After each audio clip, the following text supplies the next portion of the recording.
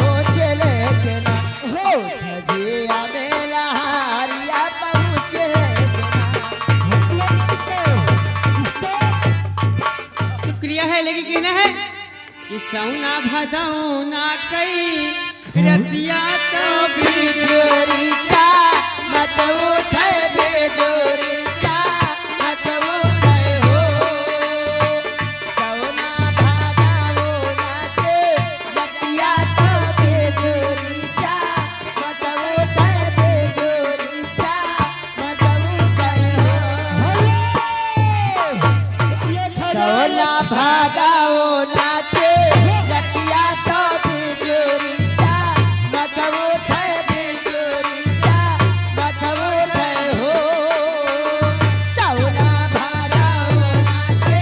रतिया तो बिजोरी चा मत उठे बिजोरी चा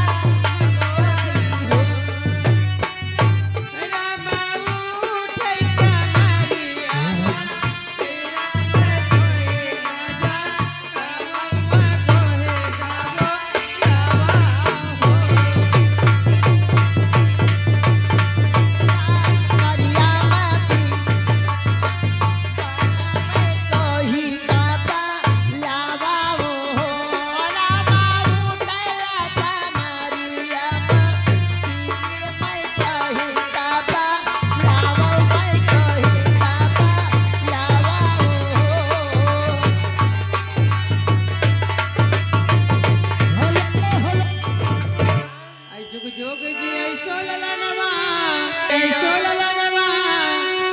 भवनवा के भाग जागली हो फुलवा के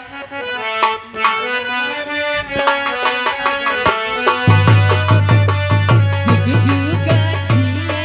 सुलला नवा भवना वाके भाग जागल हो ललना लाल होई है हो ललना लाल होई है फुलवा के दीपक मनवा में आँच लागल हो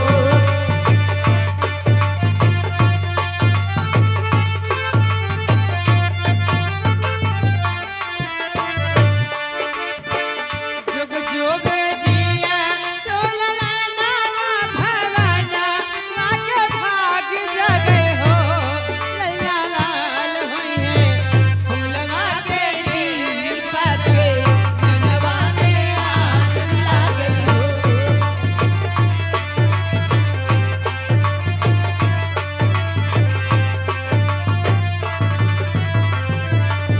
आज के दिनवा सुहावन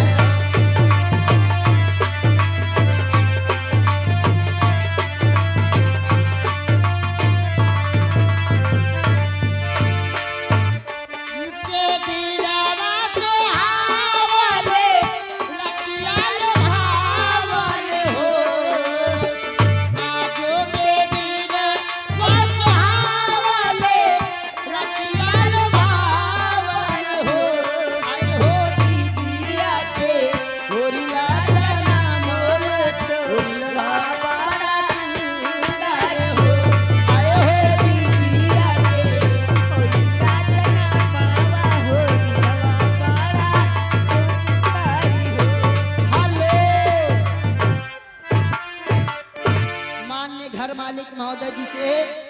निवेदन है कि बच्चे की छुड़वाई लेकर आए। अब मम्मी मौसी बुआ चाची दादी जितनी जने सब जने जल्दी जल्दी नौछावर दियो। देखिए कैसे अखिया तो हावे जैसे बाबूजी के नकिया हमाई के हो ए हो गंगवा से रोजावा को लगरोया जोड़ रहे।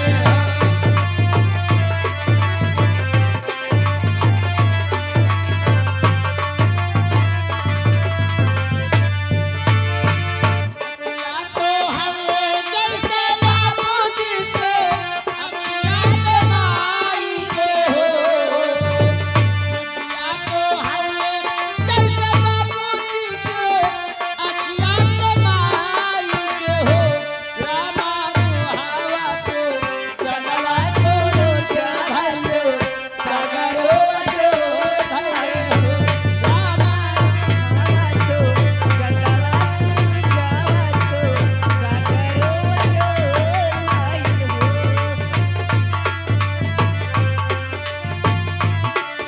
हेलो स्टॉप कहना है कि लाल तेरे होने में अबे क्या लौटा दो मैं लाल तेरे मुंडन में। सबको लौटा दिया लाल तेरे होने में, अबे क्या लौटा दो मैं लाल तेरे मुंडन में। सबको लुटा दिया लाल तेरे होने में लुटा दिया लाल तेरे होने में अब क्या लुटा दूं मैं लाल तेरे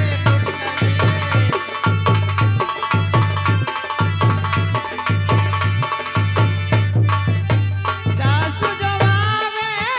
चढ़वा चढ़ावन को सासु जवावे चढ़वा चढ़ावन को उनको भी नेक दिया लाल तेरे होने में उन्हों कने के दिया लाल तेरे होने में,